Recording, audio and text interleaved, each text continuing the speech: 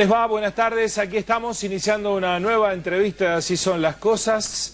Hoy, imbuidos en un espíritu que está ligado con la celebración que estamos transitando, el 25 de mayo, la Revolución de Mayo, ese tiempo histórico que ha sido puesto nuevamente en consideración a partir de, si se quiere, una cuestión hasta numérica. Los 200 años parecen haber sido el justificativo para redescubrir la importancia de nuestras fechas históricas. Es en ese marco que el 25 de mayo es celebrado desde el Bicentenario, desde otro lugar, revisando tal vez también buena parte de los acontecimientos que históricamente hemos tenido como ejercicio de conocimiento de lo ocurrido en aquellos años. ¿Cómo está hoy reivindicada esa fecha patria? ¿Cómo la transitamos? ¿Cómo la vivimos? ¿En qué circunstancias nos paramos para analizarla? Particularmente desde el país interior, particularmente desde esta región que la vivió a la fecha con sus características, con sus particularidades. Bueno, de esto vamos a hablar hoy en la entrevista de Así son las cosas, de la fecha patria que estamos todos juntos celebrando. Aquí nos vamos a ocupar de ello, con la historia propia, con la historia nuestra y con nuestros historiadores. Bienvenidos al programa, bienvenidos a Así son las cosas. Las siguientes empresas e instituciones auspician el programa Así son las cosas. Servicios Sociales Graci, muy cerca de la gente. Bio 4, impulsando la economía y el crecimiento regional. Fundación OSDE, Suma Conciencia.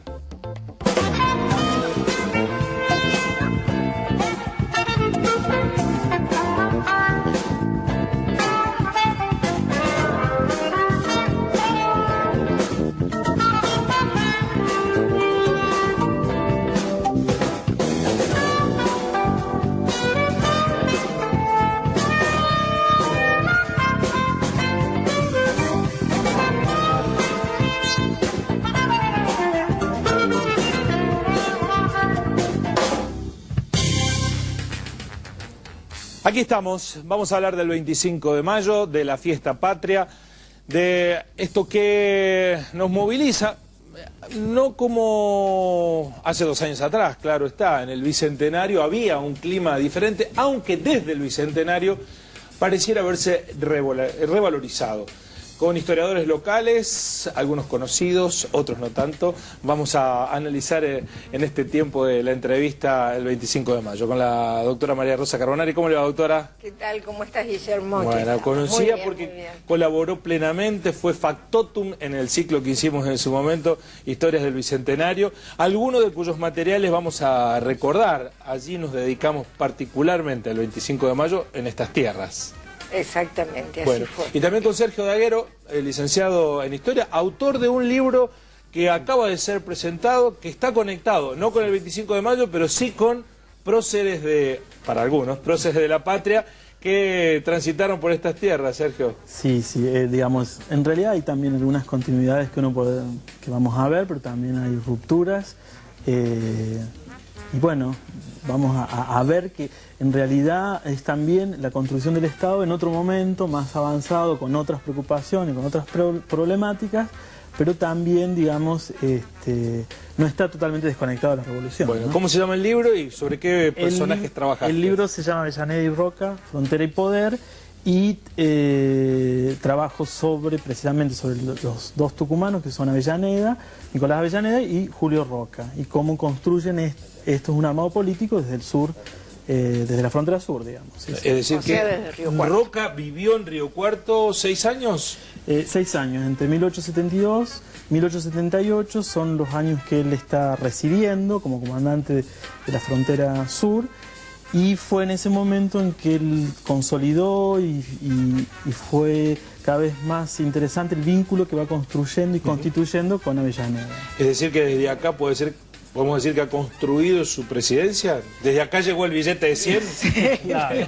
Bueno, en cierta medida, en algún aspecto, nosotros consideramos que es importante este tiempo y este armado político que él hace. Por supuesto que uno puede, la historia no es siempre unicausal, ni uno puede verlo que solamente por esto, pero evidentemente significó mucho y tanto para Roca como para Avellaneda, ¿no? Porque para los dos fue significativo la frontera sur. No solamente, digamos, el Río Cuarto, sino todo Cuyo, ¿no? Bueno, ya vamos a hablar de la posrevolución y ahí nos vamos a meter un poco más en el libro. Vamos también a conocer al licenciado Martín Toselli, un joven historiador.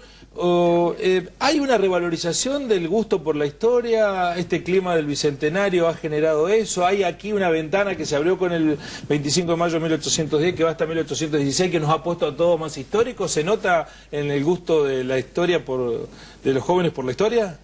Sí, aunque tiene algunas variantes de esos que componen esa revalorización o revisión que se está haciendo un poco hoy de la historia, donde no solo la conmemoración de los bicentenarios, primero el bicentenario de la Revolución de Mayo de 1810 y después el de 1816, donde estamos entrando ya en ese marco, donde la sociedad vuelve a interpelar. No obstante eso, también hay una decisión política muchas veces de los gobiernos de turno de apuntalar en cierta manera esa revisión o esa nueva escritura de la historia a partir de distintas instancias, de distintas miradas que se tienen en cuenta y que eso puede influir o no en la sociedad en aras de conocer un poco más su pasado. Históricamente se nos ha dado como postales de Villiquen, por utilizarlo de alguna manera la figura, a lo ocurrido en los días de mayo. Y hoy uno empieza a descubrir que hay repliegues, que todo tiene una manera distinta de ver. ¿Eso es positivo en términos históricos,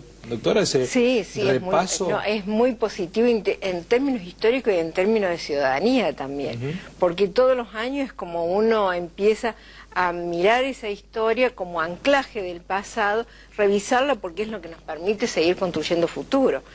Creo que, bueno, hay un libro muy significativo que se llama Los mitos de la historia, que nos han querido poner, bueno, que la historia hasta ahora contada, sí, que la historia hasta ahora contada es un mito, porque si no, entonces, porque no nos contaron de una manera y que tiene que ser contada de otra. Evidentemente forma parte continua de revisar la historia.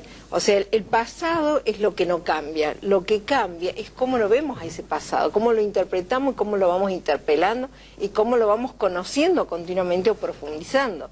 En un momento era muy importante la historia nacional y todo el territorio en una sola unidad. ¿Qué estamos viendo ahora? Que ese territorio, más que una unidad, está compuesta de muchas partes y es que es necesario introducir esas partes en esa historia del gran territorio. ¿Bajó la espuma del Bicentenario de la Revolución de Mayo o todavía sigue un entusiasmo por lo histórico? Yo creo que continúa. Recordar que ahora estamos en el Bicentenario de la Asamblea del año 13. La Asamblea del año 13 fue una fecha muy importante. Tuvimos el del himno hace algunos días, nada más, ¿no?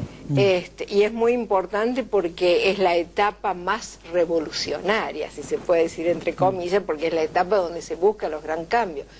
Después vendrá como una etapa de repliegue, después de los cambios que se dan en Europa, después de 1815, cuando vuelve Napoleón. Entonces aquí es como que tiene que ir redefiniéndose la historia en función de los cambios externos. ¿Y ustedes notan que en el plano educativo hay más conexión de lo histórico en perspectiva con lo local, con lo regional? ¿Esto está sedimentando más?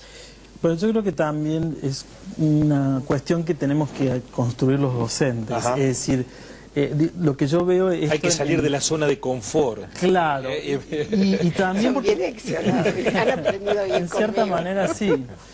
Pero me pasa a veces cuando los que somos docentes y estamos en la escuela media y tenemos que enseñar, por ejemplo, el reformismo borbónico, y entonces si tomamos los textos tradicionales, nada van a decir de Río Cuarto, ni de la zona, porque están escritos en Buenos Aires, entonces para todo el país y demás.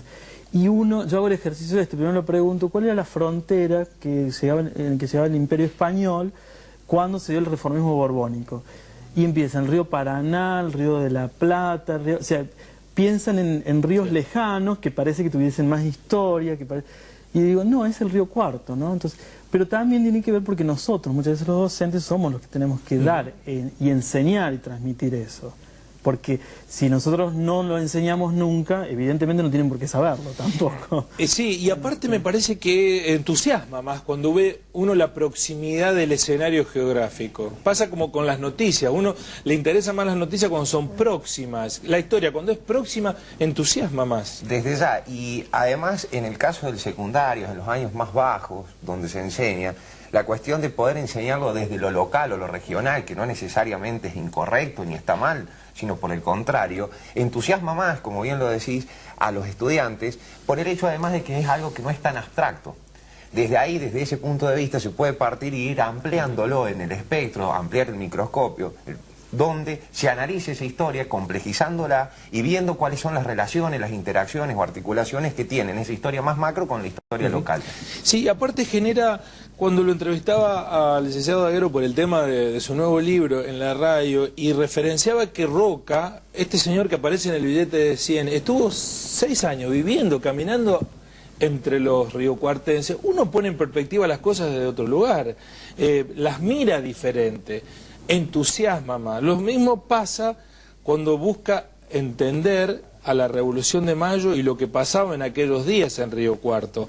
Esto lo vivenciamos muy claramente con Historias del Bicentenario, doctora, ¿no? Sí, y me obligó a estudiar, a profundizar un poco más en todo el Bicentenario, porque uno lo trabajaba más económicamente, la región, y era poco lo que uno había introducido en el estudio, en el análisis de la villa, el comportamiento de la villa ante la revolución, porque nuestra formación nos decía en una época era muy importante la historia política, después fue muy importante la historia económica y no queríamos ver a los sujetos estos actuando porque eran los individuos, lo que queríamos ver es el estudio de la región.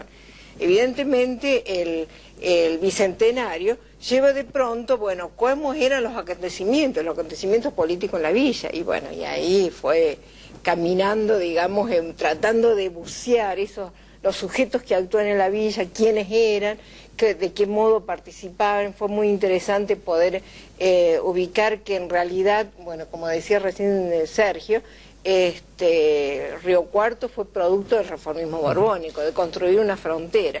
Y allí es que vinieron comerciantes, y lo interesante es ver que estos comerciantes se casan con hijas de hispanocriollos, ya vecinos propietarios en la región.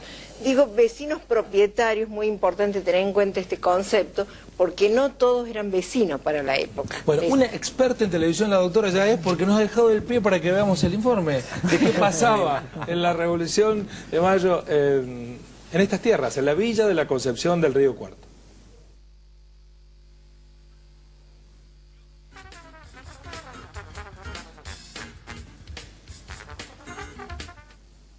Del Virreinato del Río de la Plata y de la Gobernación de Córdoba y del Tucumán, que anexó también Cuyo, la región del Río Cuarto pasó a ser un territorio necesario de ser controlado por su posición geográfica.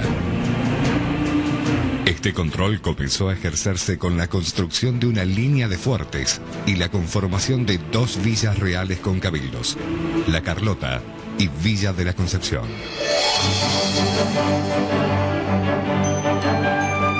Buenos Aires y el puerto eran el nuevo punto de referencia económica y la aldea de Río Cuarto, una vía de conexión de la red comercial naciente. El movimiento independentista revolucionario evidenciaba diferencias entre los intereses de los ganaderos y comerciantes descendientes de los europeos, nacidos en América, y los funcionarios que llegaron de España al virreinato durante el 1700 para reestructurarlo.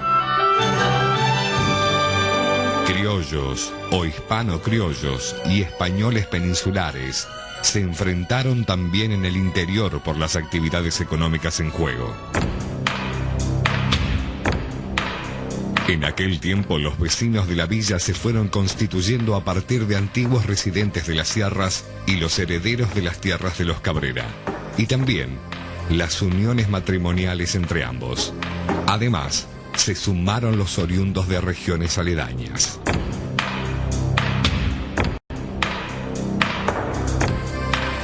La Real Cédula de Fundación de Río Cuarto les otorgó a los herederos de los conquistadores y primeros pobladores el poder de ejercicio político, de justicia y de policía.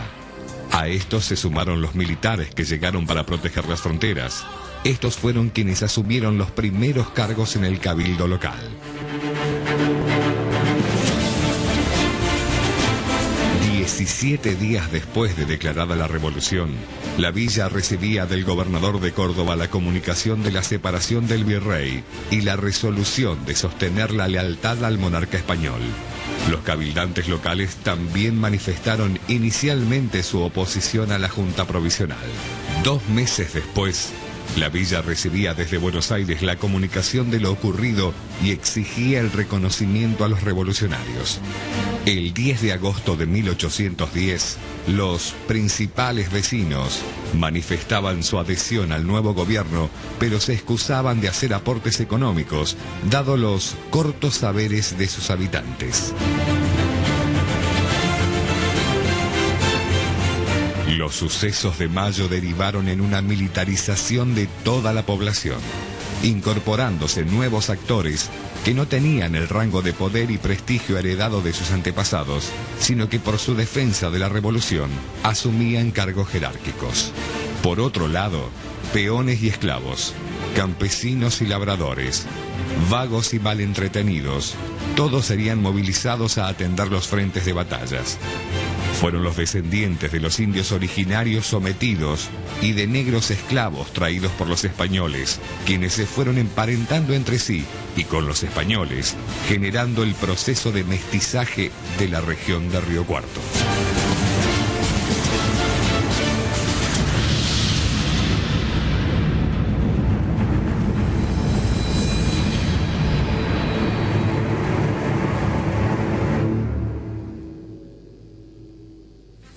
El material que veíamos es parte de lo que sintetizamos en 10 programas especiales que hicimos en su momento en la pantalla de la televisión abierta con motivo del bicentenario.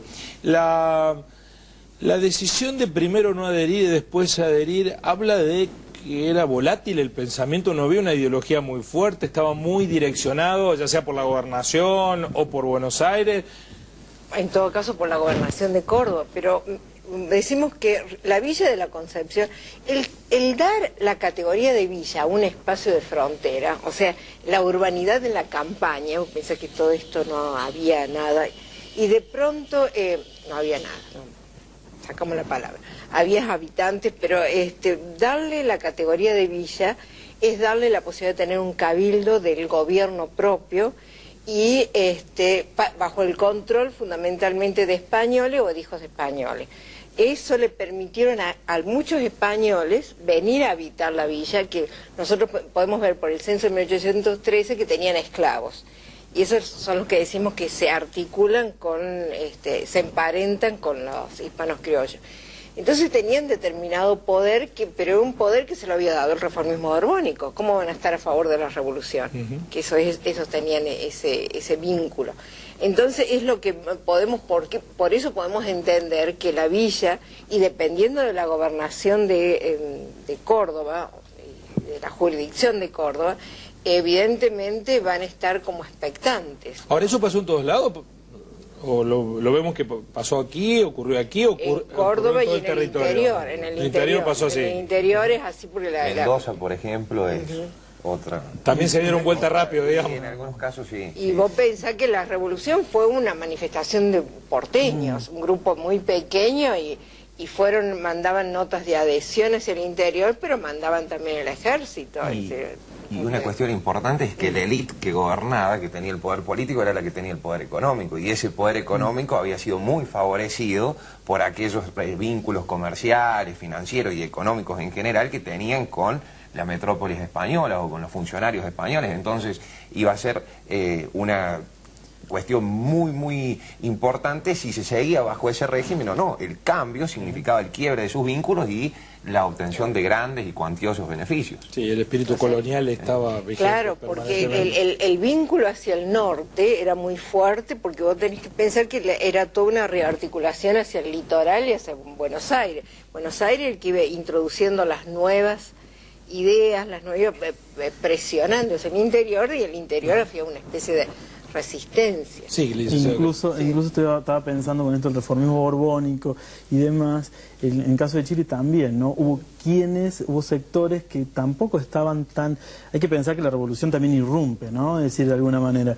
Y, digamos, con el reformismo borbónico había ciertas prerrogativas, ciertas cuestiones que se habían dado, y por eso también en Chile prospera en un principio la contrarrevolución, ¿no? ¿Cuántos deciden esto de estar a favor o en contra de la revolución? ¿Qué cantidad de personas en Río Cuarto toman esta determinación? ¿Quiénes son esos notables a los que alude el informe? En realidad los 20, 30 vecinos, tipos, digamos. Menos. Son los que habitaban, no, fue una reunión, no me acuerdo si, pero son más o menos 10, 15 serán, ¿no? Sí, que fueron convocados en una especie de cabildo abierto, podríamos decir, para manifestarse hacia los vecinos más notables. Entonces, rastreando esos vecinos más notables, vos ves ahí que la mayoría son españoles letrados, porque evidentemente ser funcionario del cabildo... Y comerciantes, lo que tienen... Y comerciantes. Entonces, y esos eran comerciantes españoles. Entonces, españoles del reformismo borbónico, no eran los criollos que se rebelaban frente al reformismo, porque están las dos cosas, en interior... los criollos que se rebelan contra las presiones de las reformas y la introducción de nuevas ideas. ¿Y qué había temor a perder los logros, las prebendas conseguidas a partir de su alineamiento con España? Si lo pensamos acá en Río Cuarto, yo pienso que estos comerciantes que estaban, pensar que Río Cuarto fue fundado por estar en el tránsito preciso entre Buenos Aires, Cuyo y Chile. Entonces era la posibilidad de comerciar. Al ser comerciante no eran comerciantes locales, era el intercambio. No había comercial. mucho una idea de patria entonces la que lo guiaba, era un negocio del bolsillo.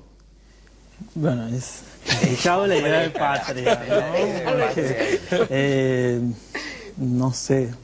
Lo que pasa es que también estoy pensando con respecto, retomando un poquito lo anterior. Pero había un espíritu de territorio, de avancemos. Pero más en los espacios pequeños. O sea, uno no tiene que pensar en el mapa actual, que no tiene nada que ver con lo de ese momento. Y en todo caso me parece que son las provincias las que en ese momento las identidades están... ¿Por qué después en 1820, cuando en cierta manera el proyecto que se inicia en 1810...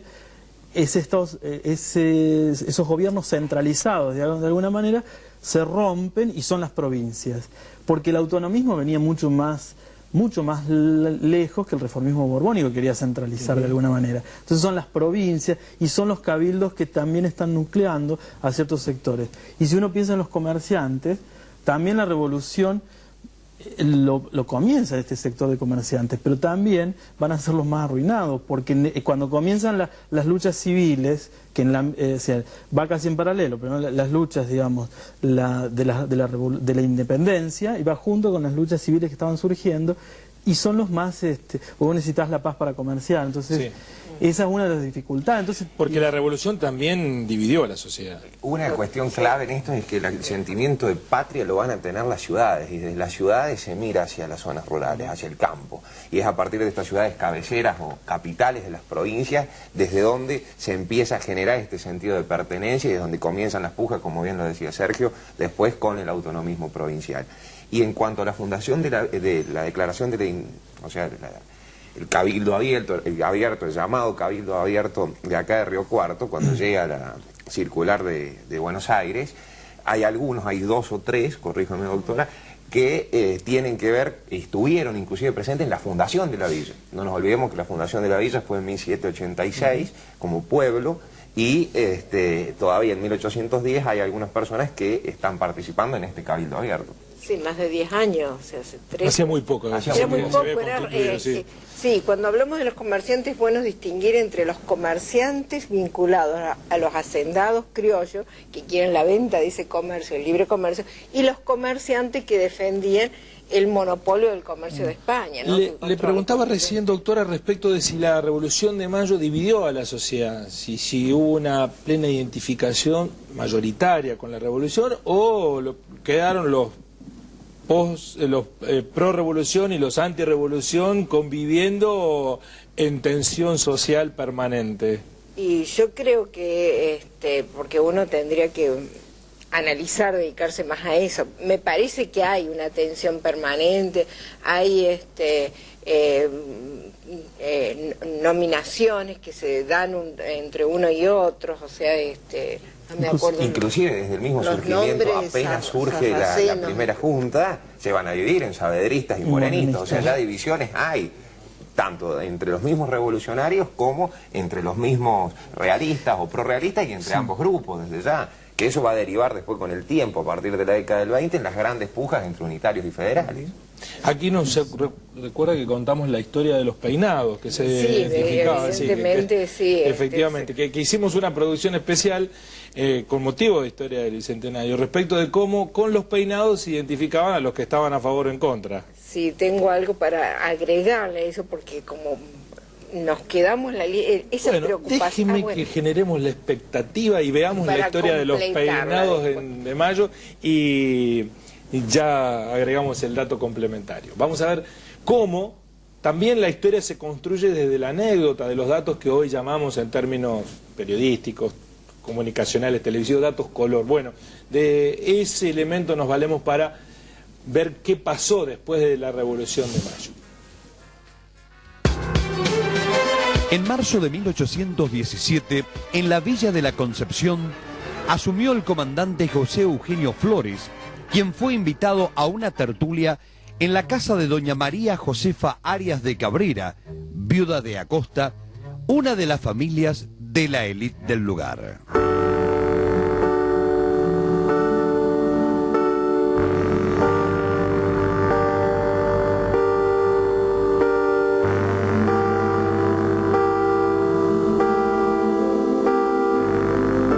El comandante fue sorprendido ante la presencia de damas que mostraban en sus cabellos un peinado que para él era antipatriótico.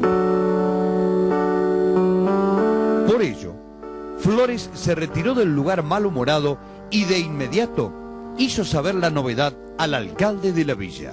El ardoroso y patriótico celo de que me hallo revestido no ha podido mirar con frialdad e indiferencia la escandalosa ostentación con que algunas mujeres todavía se presentan públicamente con el ridículo distintivo de llevar el pelo hacia la derecha. Estas señoras deberán ser castigadas de alguna manera y solicito paguen una multa de 50 pesos. El alcalde no se preocupó demasiado por las órdenes del comandante Flores y reunió a las damas para manifestarles el deseo de la nueva autoridad de la villa, que por supuesto fue rechazado por las mujeres de la nobleza.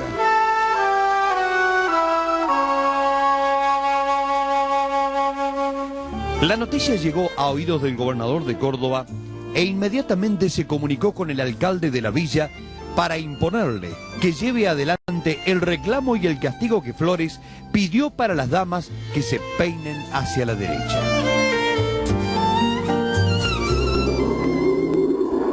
La situación no fue agradable para el alcalde de la villa, quien tomó contacto con el comandante Flores para reprenderlo y obligarlo a que no interfiriera en su gobierno. Usted responde a rivalidades particulares y su amor por la patria es solo un pretexto, le aclaró. Una nueva tertulia era organizada en la Villa de la Concepción, momento en el que las damas mostrarían, a partir de sus peinados, el sometimiento del nuevo orden del comandante José Eugenio Flores, peinándose hacia la izquierda, o continuarían con el cabello hacia la derecha. Como el gobernador avaló la nueva forma de peinar el pelo, siempre y cuando no tuvieran intencionalidad de provocar a la oposición, las damas decidieron llevar adelante una nueva forma de mostrarse en público.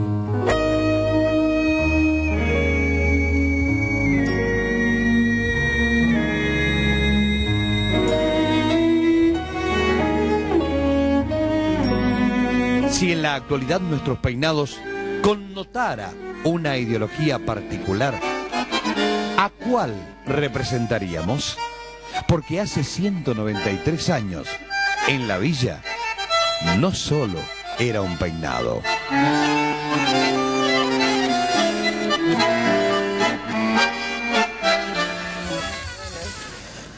Bueno, renovamos el agradecimiento en aquella oportunidad a la gente de Tierra y Tradición que nos había permitido caracterizar aquel momento. Usted escribió otro artículo, Mujeres de la Elite de la Villa de la Concepción en época de la Revolución, que complementa estos datos. Sí, exactamente, porque es como que quedó, ¿por qué en una villa de frontera había un tema de los peinados? Que parece un dato frívolo, ¿no? Claro, sí, y encontré que en realidad Belgrano había prohibido en Salta, no había dejado que no prohibiesen en Salta peinarse de forma distinta al estilo de la monarquía para no perseguir a las mujeres, es decir, que los dejaran, porque si no, que no. Entonces eso permitió ver que también ya existía en Salta eso, pero cómo esa problemática que estaba en Salta llega a la villa de frontera. Y ahí, buscando y relacionando, ¿qué uno puede encontrar? Dentro de los que vinieron acá a la villa, un funcionario que viene de Chile, Malbrán y Muñoz, se casa primero con una mujer cordobesa, que la mujer esta cordobesa, no me recuerdo bien el nombre, es sobrina del obispo Videla del Pino. El obispo Videla del Pino estaba en Salta y fue expulsado por Belgrano en esa época porque precisamente por su movimiento antipatriótico a favor de los realistas. Entonces él fue a caer, en un momento estaba habitando en la villa. Y entonces ahí que uno puede de allí completar, se trae, inferimos, porque no tenemos datos que nos comprueben, inferimos que con la llegada de el obispo Videla del Pino tiene que haber estado Estas anécdotas, porque terminan siendo anécdotas de la historia, ¿terminan teniendo mucho peso específico para reconstruirla, la historia? Los datos que parecieran ser más atrayentes, ¿terminan siendo los más fuertes para darle perspectiva a la historia? No, yo creo que son una vía de entrada para entender la historia. Entonces eso vemos, a la anécdota la podemos tratar como anécdota, pero podemos ir más allá de la anécdota, y lo que nosotros podemos hacer ahora en la historia no es inventar, pero sí imaginar las posibilidades de suceder. Está bien, engancha más a los chicos, ustedes que son docentes, los chicos se entusiasman más.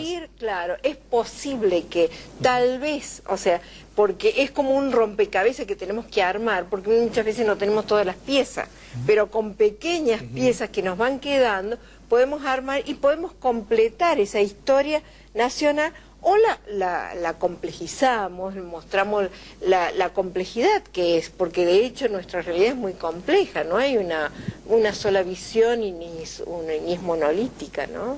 Bueno, vamos a hacer una pausa en este programa especial dedicado a la Revolución de Mayo, y tras la pausa vamos a hablar de la posrevolución, de los días posteriores a la Revolución, y ya vamos a llegar hasta los umbrales del libro que ha escrito Sergio, y ya vamos a referenciar también cómo se alimenta la historia. Creo que el éxito editorial que ha tenido la historia en los últimos tiempos es que los historiadores han comprendido que la manera de entrar y entusiasmar con la historia es novelarla, e ir poniéndole algunos datos que entusiasmen a ese relato y que lo conecten con este presente.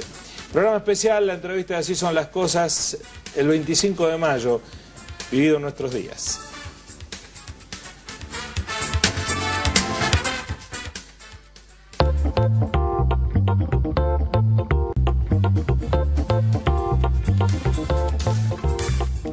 Continuamos en la entrevista de Así son las cosas, celebrando este 25 de mayo. Recién cuando dije que la historia novelada era más atrayente, los tres historiadores dijeron, no, eso no puede ser, no hay que novelarla la historia. No, por supuesto que no. Los historiadores somos profesionales y defendemos la profesión y defendemos básicamente la documentación, donde uno puede extraer el material. Otras es la vía de la literatura histórica, que yo entiendo que es más atractiva, es para más distiende más, pero ¿cuál es el compromiso que uno tiene con la historia? Uno está muy, digamos que el dato es tirano para uno, y uno se maneja con esa documentación. Lo que sí que hay un cambio de temáticas para estudiar. O sea, en un momento era muy fuerte lo económico y social, no es que no sea importante, es fundamental. Ahora ahí se ha trasladado a otros temas y bueno, que también son cuestiones de moda, ¿no? Pero que para mí son como vías de entrada para entender el proceso económico-social. Hay otros que lo pueden trabajar más anecdóticamente. Ahora, el riesgo es que se establezca como demasiado utilizados elementos ficcionales sin datos concretos que los anclen a la propia historia. Y el problema es que muchas veces se pueden llegar a mezclar, para aquel que no tiene un conocimiento más objetivo, lo de ficcional con lo real. Lo que no quiere decir que esté mal, pero se tiene que aclarar siempre que es una novela, no que es la historia veraz, lo que realmente sucedió, o una mirada de lo que sucedió. Y hay muchos que no lo hacen. Por un lado. Y por el otro, por ahí amenizar la narrativa, o sea, la escritura de la historia, sin que pierda objetividad, tampoco está mal. Eso por ahí también constituye o coadyuva a que el público se sienta más cerca, pueda acceder más fácil, se incentive, se motive, se enamore más, en definitiva, de lo que es la historia. En ese caso es importante también tenerlo en cuenta, porque de nada sirve muchas veces utilizar un lenguaje complejo cuando de la misma forma se pueden decir las mismas cosas y donde el público, que ese es el objetivo también primordial, pueda entenderlo, pueda sentir parte y pueda discutirlo. Bueno, volvamos a los días de la Revolución, de la posrevolución en Río Cuarto, en la Villa de la Concepción. ¿Hubo beneficios, perjuicios por el movimiento político no digo los meses, los años posteriores? ¿Cambió la realidad social a partir de ello o siguió todo más o menos como venía? No, hubo cambios. Creo que empieza un proceso como de pérdida de lo que venía siendo el crecimiento urbano. No sé, porque el reformismo también le da un impulso modernizador, ¿no? De crear villas, la urbanidad y toda esta cuestión que le permitía habitar la ciudad, digamos, pero al darse el proceso revolucionario, hacer las levas, las contribuciones forzosas de los comerciantes, y bueno, lentamente también vamos a ver... ¿Paró el crecimiento? Sí. Demográfico, digo, ¿no? Sí, o sea, uno lo ve muy poco, de 740 a 730. Es poco lo que puede decir cuando uno, viendo los censos de 1813 y 1822. De 740 personas que había pasaron a 730. Sí, de 1813 a 1822. Exactamente. Entonces, pero eso nos permite ver, y el rol que cumplía el cabildo o el alcalde de la villa y el control que va teniendo, también va perdiendo poder sobre la región. ¿Y había conciencia revolucionaria, digamos, se debatía esto, ese proceso independentista que se dio en Tucumán, aquí se debatió o terminó enterándose la villa como pasó con la revolución días después? No sé particularmente eso no tenemos, porque nosotros tenemos las actas capitulares, tenemos de 1798 a 1812. Después la segunda parte de las actas capitulares, porque el cabildo va hasta 1824, que se cierra, no tenemos copias de esas actas, no han quedado. Es decir, que no sabemos como sabemos con la Revolución de Mayo, no sabemos cuál es el comportamiento con la independencia. Claro, yo no lo tengo claro, no lo he analizado, quizás haya documentos que sí permite hacer. En el próximo programa... En el próximo ciclo, Historias del Bicentenario de la Independencia. Exactamente, A lo mejor ahí me llevo de nuevo, tendremos la información suficiente. Porque esta cuestión del proceso, de verlo general, ¿viste? A veces y no... abandonando un poco la política para ver lo económico y social, uno ve esta cuestión. De hecho, lo que nosotros vimos, el episodio del peinado es en 1817, que tiene que ver también con lo que está muy próximo a las batallas que se dan en Chile, de Chacabuco, donde se ve que ya los españoles que van resistiendo ya ven que van perdiendo, digamos. Y sí hay episodios que lo relata el padre Grenón, o sea, como la resistencia. El padre Grenón, escrito es de Córdoba, texto que él escribe sobre precisamente la resistencia a la revolución desde un punto de la iglesia, donde también se efectuaron, hay episodios del Te Deum acá en Río Cuarto, manifestándose en contra del proceso revolucionario. Pero eso son otros datos que es preciso analizarlo mejor. Conflictos también muchas veces políticos, judiciales, donde se acusan de filorealistas, prorrealistas a algunos personajes o vecinos importantes de la villa. También hay algunos casos en algún momento, al menos en los primeros años del proceso independentista, en 1812, 1813. Ahora la fuente y la documentación, al no estar, no se puede constatar a ciencia cierta. Avellaneda y Roca, ¿desde dónde comienza a alimentarse históricamente? ¿De qué años? Digamos, los vínculos, su relación. Bueno, eso ya hacemos un salto cronológico un poco, son en la década de 1870, tenemos que pensarlo. Según las averiguaciones o las investigaciones que yo pude llegar a ver, en la década del 60 ellos ya tenían algún contacto, pero muy débil, digamos, más que nada por carta, alguna cuestión así, pero no demasiado. Y precisamente lo que uno indaga y lo que uno trabaja es sobre la época de 1870, en esa década, cuando Roca está acá. Bueno, antes que avancemos, sí, me nos cuentes respecto de la publicación, antes de eso, sí, vamos a ver la posrevolución en la Villa de la Concepción, lo que pasó después en estas tierras.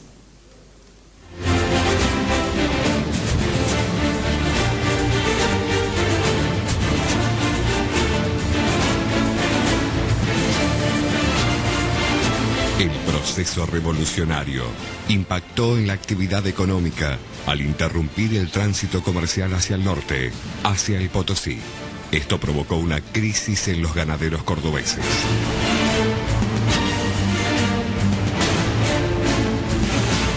Mientras tanto, la región que era el lugar de circulación de mercaderías pasó a ser el camino de tropas movilizadas por la incipiente militarización. Emergen los caudillos del interior que se enfrentan con el gobierno porteño en busca de las autonomías regionales.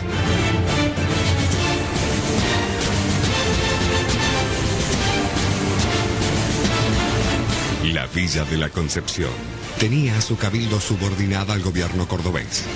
Los vecinos, cansados de las confiscaciones y de las incursiones de los indios, emigran provocando una verdadera despoblación.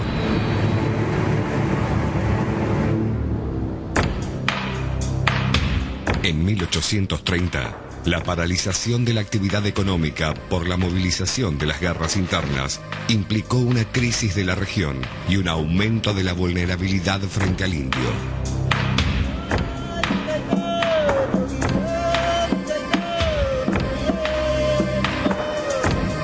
La élite local se vio obligada a generar estrategias para evitar que la zona siguiera quedándose sin gente. Según el censo de 1849, en Río Cuarto había un 39% de población en las sierras y un 61% en la llanura.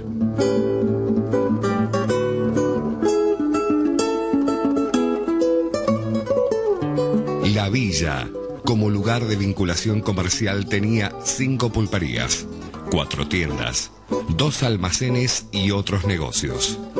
En total había 19 comerciantes. El papel de lugar estratégico para el tránsito de productos favoreció el desembarco de comerciantes extranjeros o el crecimiento de vecinos residentes. La línea de la frontera se mantuvo inmóvil hasta mediados del 1800. Por entonces, se impulsó el avance a través de la colonización agrícola y las relaciones pacíficas con los indígenas. En 1865 arribaron los frailes misioneros de la Orden Franciscanos a cumplir el pedido de los ilustres vecinos encabezados por Martín Quenón: educar a los varones y civilizar a las tribus salvajes.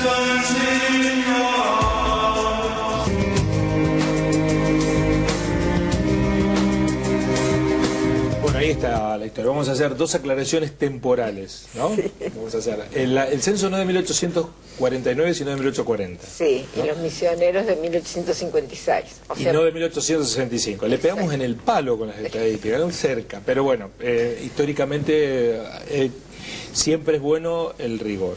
claro, sí, lo que pasa es que nosotros por ahí somos cronológicamente muy exigentes. Bueno, Martín, vos trabajaste sobre Bustos, que está próximo a esta época.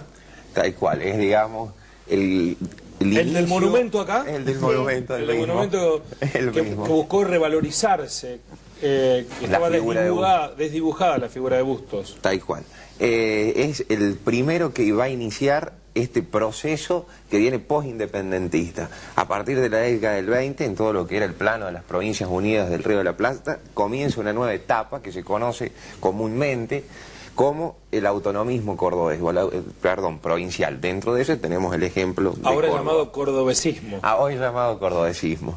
Esta cuestión yo lo he analizado a Bustos en términos de la construcción de redes de poder desde Córdoba capital, su ascenso primero como gobernador, en un marco donde un historiador bastante importante para todos los argentinos y quienes estudiamos la disciplina lo conocemos, que es Tulio Alperindongui, donde plantea la militarización, ruralización y barbarización del poder, con esas tres características a partir de esta década, donde se da el ascenso al poder político de quienes ya tenían el poder económico y de quienes, como bien decía Sergio recién, no quedan tan desgastados ni vapuleados, por así decirlo, después del periodo independentista, que van a ser los comerciantes. Estos nuevos sectores que asumen el poder van a ser los sectores ganaderos, que en el caso de Córdoba es muy particular porque el comercio tenía un fuerte peso, sobre todo en Córdoba capital, dado la ubicación geográfica, la actividad central donde se desarrollaban, pero los ganaderos también, o bien eran comerciantes ganaderos o ganaderos comerciantes, tenían una actividad diversificada,